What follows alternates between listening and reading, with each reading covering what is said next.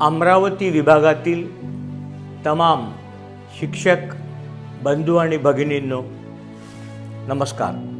आज एका विचित्र विषयावर तुमच्याशी बोलतो आहे। मला गेल्या महिन्याभरापासून शेकडो फोन आले। आमच्याकडे आज अमक्याचं हळदी कुंकू आहे, कोणी म्हणायचं आज आमच्याकडे अमक्या उमेदवाराचा मेळावा आहे आणि त्यात वाटप आहे। आता शिक्षक मतदारसंघात हळदी कुंकवाचा कार्यक्रम हा माझ्यासाठी गमतीचाच विषय होता, म्हणून त्याला मी एवढं सिरियस घेतलं पण नाही। पण नंतर ऐकायला आलं की या कार्यक्रमातून पैठण्या वाटल्या गेल्या, महिला मेळाव्यातून साड्या वाटल्या गेल्या, घरापर्यंत लोकांच्या पैठण्या आणि साड्या पोहोचवल्या गेल्या। हे सगळं ऐकल्यानंतरही मी सिरियस घेतलं नाही। परंतु जेव्हा माझे लोक म्हणायला लागले की तुम्ही काय करता आहात, हे सगळे वाटप करता आहे, तुम्ही काय करता आहात, याच्यावर माझं उत्तर होतं मी असला कुठलाही प्रकार करू शकत नाही। एका उमेदवाराने यावर टीका पण केली, परंतु मी जेव्हा माझं आत्मपरीक्षण केलं तेव्हा असं काही मी करू शकेल असं मला वाटत नाही।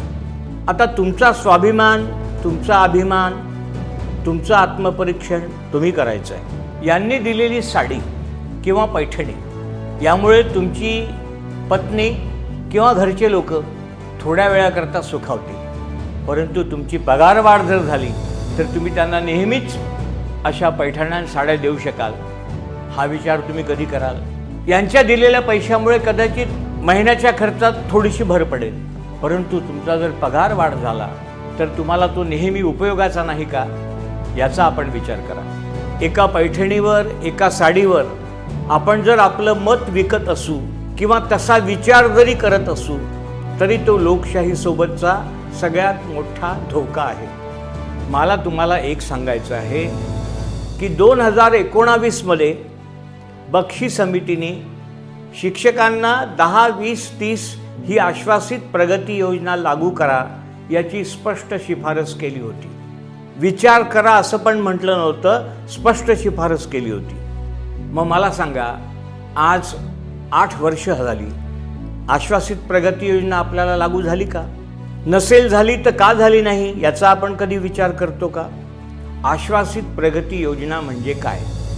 ज्याला 10 वर्ष पूर्ण झाली त्यानंतर त्याला वरची वेतन श्रेणी, ज्याला 20 वर्ष पूर्ण झाली त्याला त्याच्यापेक्षा वरची वेतन श्रेणी, आणि ज्याला 30 वर्ष पूर्ण झाली त्याला तो घेत असलेल्या वेतन श्रेणीपेक्षा पुढची वेतन श्रेणी, ज्याला म्हणतात 10, 20, 30।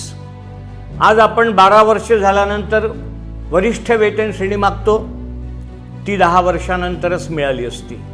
20 वर्षानंतर, 24 वर्ष पूर्ण झाल्यानंतर आपण निवड श्रेणी मागतो, तीही सरसगट मिळत नाही, फक्त 20% प्रमाणात मिळते, ती देखील आपल्याला सरसगट 20 वर्ष झाल्यानंतर निवड श्रेणी मिळाली असती, आणि ज्यांना 30 वर्ष झाले त्यांना त्याच्या पुढची वेतन श्रेणी मिळाली असती। याचा अर्थ असा की 2021 मध्ये जर सभागृहात जबाबदार प्रतिनिधी असता तर आश्वासित प्रगती योजना लागू झाली असती आणि आमचे पगार 7 ते 10 हजार रुपयांनी वाढले असते। मग काय फायद्याची राहिली ती पैठणी आणि 1000 रुपये, याचा विचार करा। शैक्षणिक क्षेत्रातल्या आपल्या समस्या या जेवढ्या वाढतील तेवढे यांच्या गिफ्टचं साईज मोठं असेल। जेवढ्या समस्या वाढतील तेवढे जास्त प्रलोभनं हे तुम्हाला देतील, परंतु आपण हे प्रलोभनं जर टाळले तर भविष्यात शैक्षणिक समस्यांचं निराकरण करणारा, समस्या उद्भवूच न देणारा प्रतिनिधी आपल्याला भेटू शकतो, हा विचार आपण करणार नाहीत का? आपण जर शॉर्ट टर्म बेनिफिट पाहत असू, आज माझा काय फायदा होतो, आज मला काय मिळते, आज मला साड्या किती मिळतात, पैसे किती मिळतात, हे पाहून जर आपण मतपरिवर्तन करत असू तर आपण भविष्यातलं मोठं नुकसान करतो आहे, हे सगळ्यात पहिले लक्षात घ्या। एकेका शिक्षकांनी विचार करा की त्याच्या सर्व्हिसला किती वर्ष 2021ला पूर्ण झाली होती आणि आज 5 वर्ष झाली, त्याचं किती पैशाचं नुकसान झालं।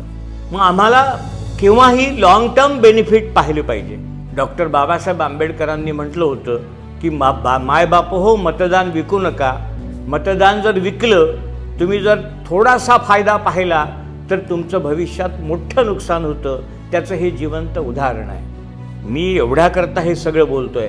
आता काही निवडणुकीचं वातावरण नाही, पण काही मंडळी हा जो प्रकार करता आहेत, पैठणी वाटण्याचा, साड्या वाटण्याचा, हळदी कुंकवाचा, हा प्रकार निंदनीय आहे. मी किळसपणा म्हणणार नाही, पण निंदनीय आहे.